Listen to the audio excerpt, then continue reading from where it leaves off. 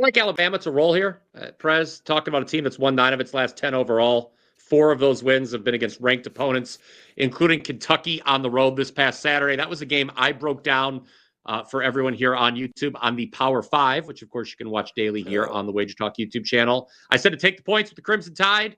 Now, there, obviously, they won outright against Kentucky, like I mentioned. Now, when you talk about a Nate Oates coach team, obviously, offense always at the forefront. Bama leads the country, averaging 90.2 points per game this year. But they're much improved defensively as well, Prez, this season, at least. And remember, this is a team that made it to the Final Four last year. So if they're putting it together defensively, look out. Now, from Vanderbilt's perspective, a couple things I don't like for them in this matchup. One, it's a letdown spot. They're going on the road. They just upset Tennessee over the weekend at home in Nashville. The Commodores' last 2 wins have been by a total of 4 points, and both were at home. The other issue for Vandy, I think, Prez, is they like to speed their opponents up, increase the tempo, which often leads to turnovers for them. Well, the problem is you can't speed Alabama up because they're playing at the fastest tempo in the country already. So I would lay the points here, think Bama wins big, keeps rolling. Roll damn time.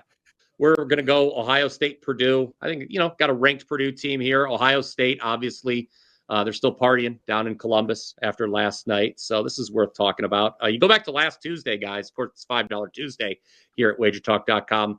My $5 play last Tuesday was the Buckeyes plus the points at Wisconsin, thanks to a nice second-half rally. They were able to cash for us. Obviously, the basketball team has not given much to celebrate down in Columbus. 3 consecutive straight-up losses, guys, all by 2 points or less. The Buckeyes, they lose by 2 at home to Oregon after blowing a halftime lead. I just mentioned the rally. They came up a bit short at Wisconsin. And then this past Friday, they rally to force overtime, lose by 1 to Indiana.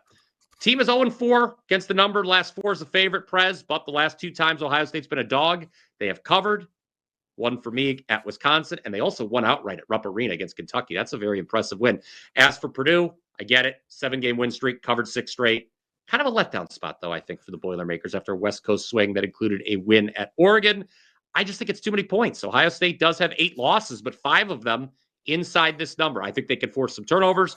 Hopefully Devin Royal returns after missing the Indiana game as well. I would take the points. Ohio State, they can't win them close, but they can keep them close, and that's all we need, Press. All right, well, I think in the end we want to bet Tennessee tonight. They've been pushed up to -8.5, Prez, but a couple of things starting to develop, young in the conference seasons, but we see some trends starting to come forward here. Let's just start with what happened on Saturday. Mississippi State, they're coming in off of a home overtime win, 84-81 against arch rival Ole Miss. State is now 0-3 against the spread in their last 3 games. They might have been getting a little too inflated power rating wise early on with their good performances. They're 5-2 over the total their last 7 though. Tennessee angry in off of a 76-75 loss to Vanderbilt. In-state Vanderbilt, they were 5.5-point favorites. They lost straight up. Here's what I'm talking about with trends starting to develop here. Tennessee, they're showing a real contrast in home and away results during SEC play. At home, they're 2-0, crushing people. 24 and 18-point wins over Arkansas and Georgia. On the road, 1-2 straight up, 0-3 against the spread. Here they're home tonight. Last week, Mississippi State, I was on this show. I thought they had a chance against Auburn without their number 1 center, Gianni Broome. It was a chance for them to step up in class going out on the road. They got demolished 88-68. Is Mississippi State ready to play another top 10 team on the road, especially an angry top 10 team coming in? I'm not sure. The real gap here, though, between these two, if you're just looking at matchups, is defense. Tennessee's number 2 in the country in adjusted defensive rating. Mississippi State 153. But it's especially glaring in 3-point defense, Prez. Tennessee's number 1 in 3-point defense for field goal percentage allowed. Mississippi State 240. And it may come down to that because they both have other attributes that kind of negate each other. So the 3-point arc could be the difference. Yeah, we lost a little opening line value, but I still think that the 18 and 24-point home wins by Tennessee suggest they can win by an 8.5-point margin. Tennessee -8.5. Like the points here, Prez, like the underdog plus the 4.5. Wisconsin's in the second half of this Southern California road trip. They went to USC the other day, crushed them 84-69. UCLA, amazingly, out of left field, came up with 94 points the other day against Iowa. And that cross-country travel stuff that we've noted in football in these conferences, and now we're noting in basketball in these conferences, worked against Iowa there. They get beat 94-70. Wisconsin, talk about current form inside the Big Ten, 4-1 against the spread right now. UCLA only 1-3. That was their first cover. Wisconsin's held 4 of their 5 opponents under to 69 points or less. UCLA has scored 69 or less in 3 of their 5. Nice matchup there. The Bruins had gone 5 straight games shooting between just 36 and 42%. Saturday, they shoot 62%, so a little bit of a mirage there. I think this matchup and situation, the difference in opponents for UCLA is definitely defense. Iowa plays none, thus UCLA found their way to 94. And Wisconsin is number 4 in the Big Ten in defensive efficiency. And on offense, Wisconsin can score both ways, Prez. They hurt you inside, they hurt you outside. Yep. Number 1, 2-point field goal percentage team. Number 2, 3-point field goal percentage team. They get to the free throw line. They probably stress UCLA's defense a little too much here. And I don't know that UCLA has weaponry to get back if they get behind. I can't see a repeat performance of that 62.5% from the field happening for UCLA here. Mick Cronin, for a good portion of this season, has been bashing his team for being soft. I don't know that Saturday's a turnaround, signal. So I'm going to take Wisconsin plus the 4.5 here, probably outright over UCLA. Well, I know you've got the big trend you teased for later, so I'll save that. I'll just say this. Washington, I'm surprised they're here. It's their 4th consecutive week playing on the road. They're the only team, Prez, that put up more than 23 against this Vic Fangio-coordinated Eagles defense going back to week 5. You look at that last regular season meeting between these two NFC East rivals. It was really interesting because Philly jumped out to that big lead early. Jalen Hurts suffers the concussion. The Commanders came back with the Eagles had Kenny Pickett at quarterback. Commanders overcame 5 turnovers in that game. That is hard to win a game. I think there was some stat at the time, I can't remember it off the top of my head, where they were the first team in forever to win a game where they had 5 turnovers.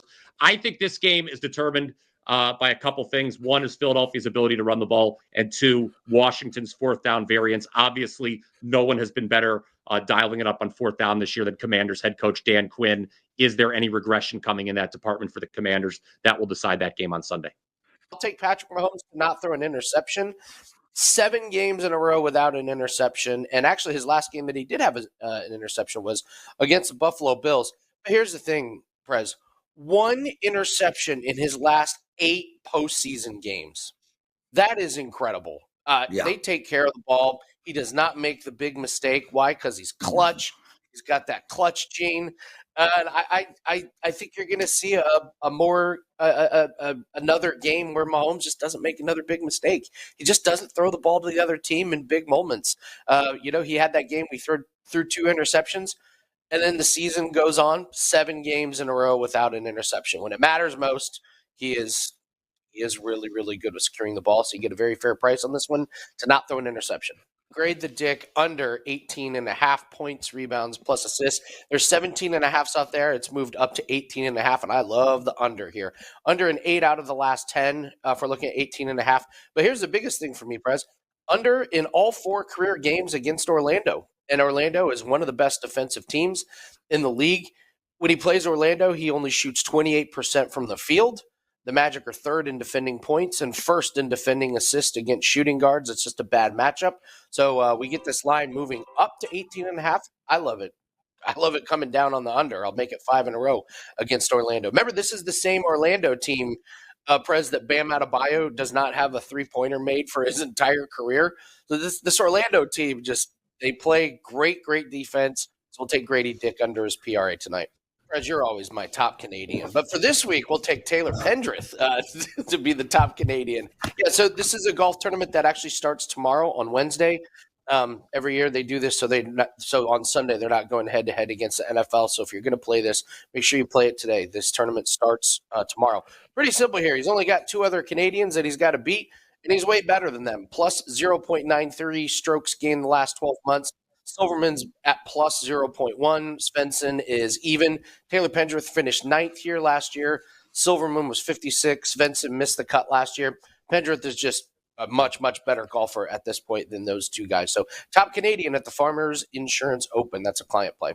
Dallas is playing Carolina tonight. 2 really, really, really strong hockey teams.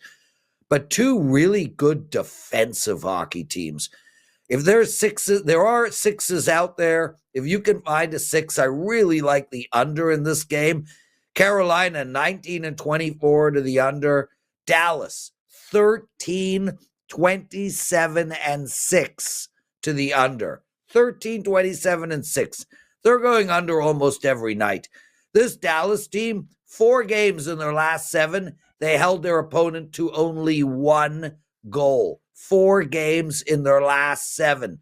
Twice in their last 10 games has their opponent gotten over 3 goals. Carolina, no different.